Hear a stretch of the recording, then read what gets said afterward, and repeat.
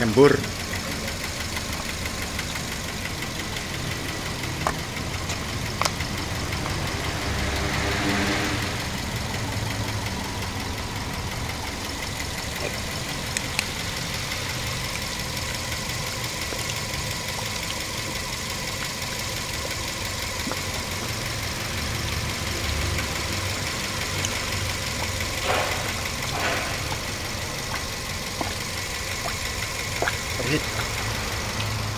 Ini sudah kena silinder headnya, overheat, sudah panas terlalu berlebih.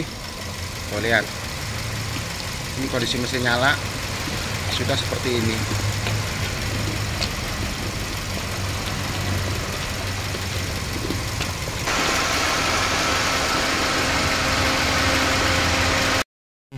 Oke, kita coba sekali lagi. Ini kondisi air sudah kita isi penuh. Oke, starter.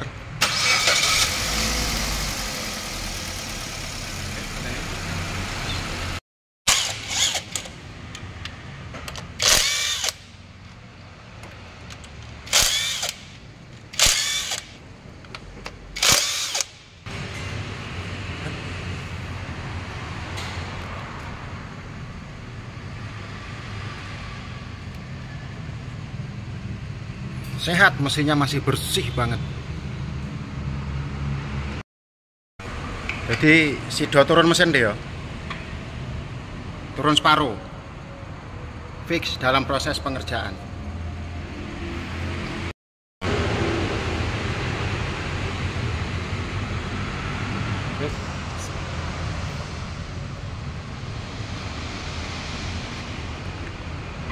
Mobil ini kondisi mesinnya masih layak ya, no sludge, tidak ada lumpur oli. Ini olinya terjaga dengan baik, cuman memang permasalahannya kurang teliti saja sehingga dia overheat karena penyebabnya ada di kebocoran selang bypass yang belakang sini. Memang sini kurang terkontrol tuh ya, kondisinya udah robek. Jadi ini fokus pekerjaan nanti penggantian utama, trouble-nya di sini kita akan ganti karena ini kehabisan air, kebocoran dari sini sehingga pemilik tidak kontrol ya, tidak tahu kondisinya apakah overheat atau tidak, tahu-tahu sudah ngejim. Nah ini prosesnya. Yang jelas nanti saluran pipa air ini kita akan ganti semua.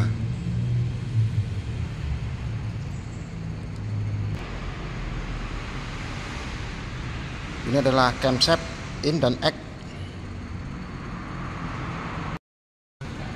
Dan sekedar tambahan informasi buat teman-teman yang melakukan overhaul atau turun separuh untuk mobil yang mengadopsi VVTI atau Variable Valve Timing Intelligence, ketika melepas head pastikan HLA-nya ini ditandain. Jadi maksud daripada penandaan ini adalah, ini kita kasih kode E8 ya. Ini artinya HLA ini letaknya ada di exhaust nomor 8. Jadi nanti ketika dikembalikan, dirakit ulang, ini harus kembali ke posisinya semula yaitu E8 agar nanti tidak berisik suaranya, karena tingkat keausan setiap setelan ini adalah beda-beda. Ini I17, jadi intinya intake nomor 7, jadi nanti harus kembali ke nomor 7. Kemudian ini E5, nanti ketika merakit harus kembali ke posisi E5, jadi nggak boleh ditukar-tukar agar nanti suaranya halus dan tidak kasar. Ini tambahan ilmu saja, jadi boleh ditandain pakai spidol. Ini pakai permanen ya, jadi dia nggak hilang walaupun kita hapus, masih jelas. Kalau nggak punya spidol permanen boleh pakai pensil atau apa, tapi dia dikasih kertas, isolasi kertas seperti ini. Ini E17, jadi nanti kembali ke posisinya masing-masing. Kita bagi-bagi pengalaman sih. Untuk melepas baut head, kita menggunakan kunci keriting ya, ukuran 10 mm. 10 mm tapi yang keriting, bukan yang segi 5.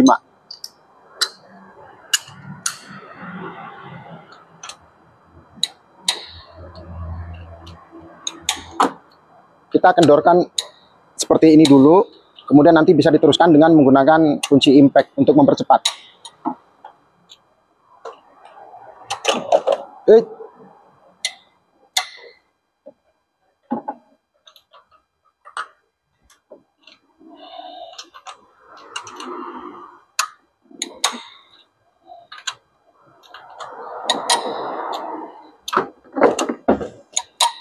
Nah, kalau sudah kendor seperti ini, bisa menggunakan bantuan impact untuk mempercepat pekerjaan. Tapi jangan langsung di impact masih kenceng ya, takutnya selek.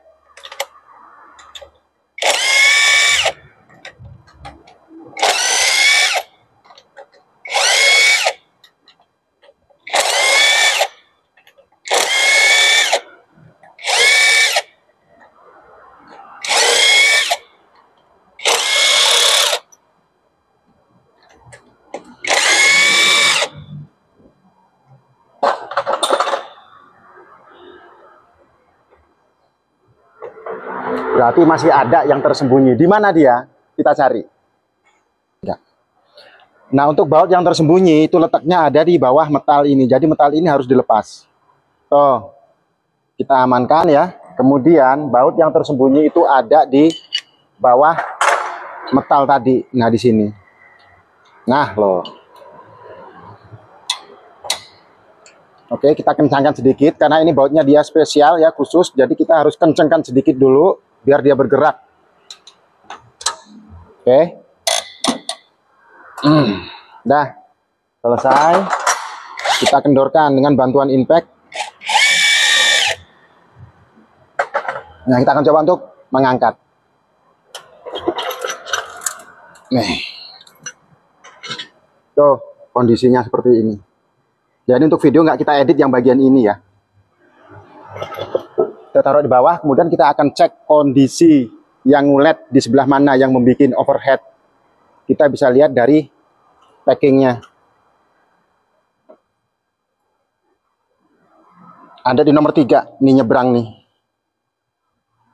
Mungkin di kamera mungkin nggak kelihatan, tapi kasat mata di sini kelihatan. Ini packing.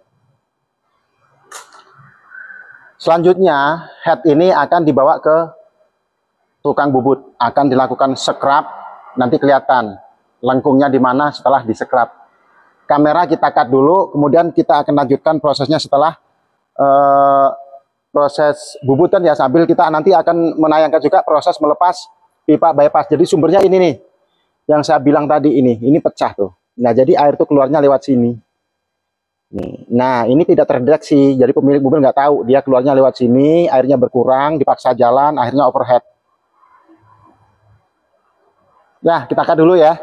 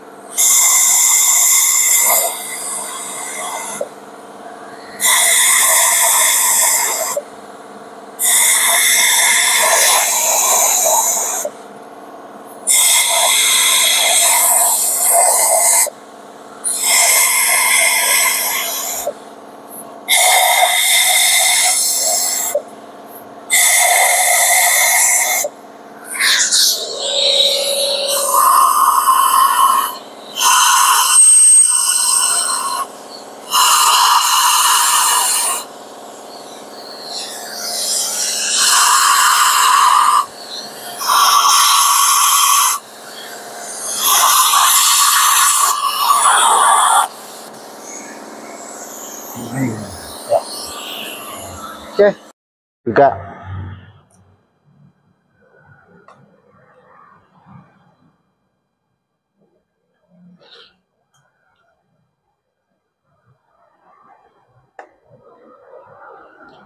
bocor halus.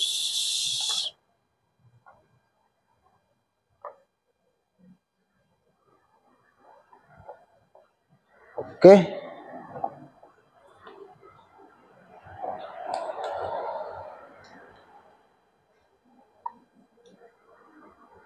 Kita harus lakukan sekur untuk mengatasi kebocoran kompresi, karena kita udah tes tadi buihnya banyak sekali.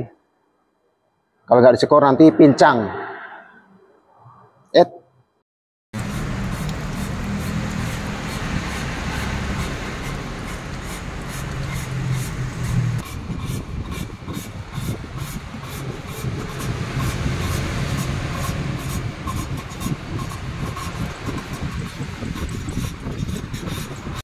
Buat yang nggak punya alat, boleh menggunakan cara kampung, cara-cara desa ya seperti ini, pakai karet. Oke, ditekan, celut. Tuh, sudah masuk, sudah selesai. Nah, sekarang kita coba sekali lagi, nih ya.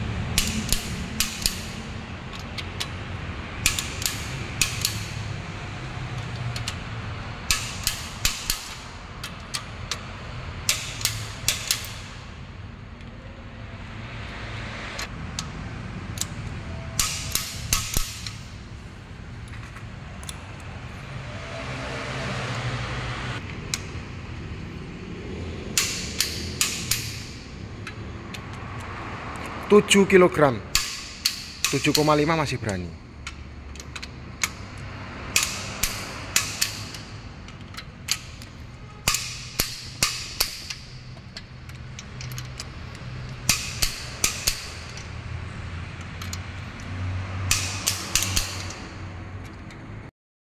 Untuk HLA ini kita kembalikan ke posisinya masing-masing. Ini E8, ini I8, ini I7, ini E7 ya. Jadi biar tidak ada suara yang asing nanti setelah starter awal.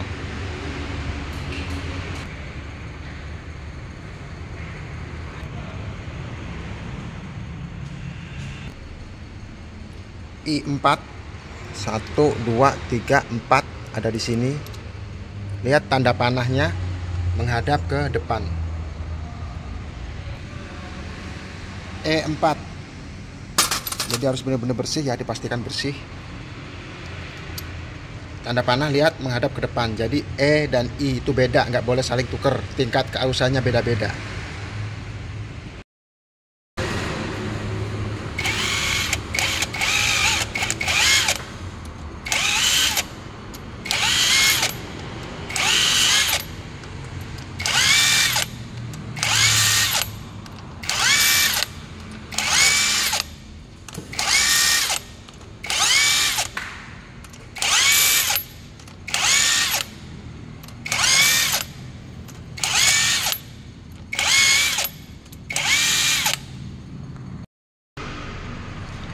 Dan ini adalah bagian yang sangat penting untuk menentukan top timing Suzuki SX4.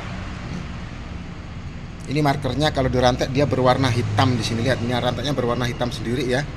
Untuk sini juga sudah ada markernya. Jadi top 1 membuka seperti ini. Buka, ini buka, ini nutup. Nah, untuk yang bagian bawah bisa dilihat posisi sepi ini menghadap lurus dengan tanda yang ada di sana. Ini sudah lurus. Tinggal yang warna hitam itu disamakan dengan dijatuhkan dengan garis yang ada di bagian bawah dari aspuli ini. Ini ada garisnya di sini.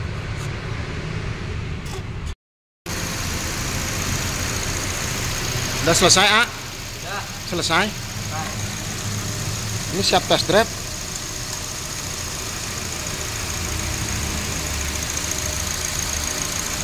Kita cek ke dalam, kondisi temperatur masih baru saja starter.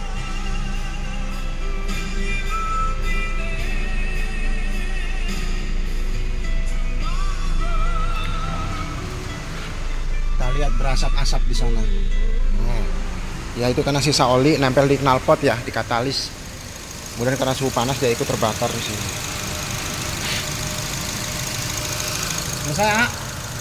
Selesai ya. Sampai di sini dulu. Sampai ketemu lagi di video-video kita selanjutnya. Mudah-mudahan bermanfaat. Apa yang kami tayangkan, apa yang kami kerjakan bisa membantu teman-teman yang ingin belajar. Kita juga sama-sama belajar.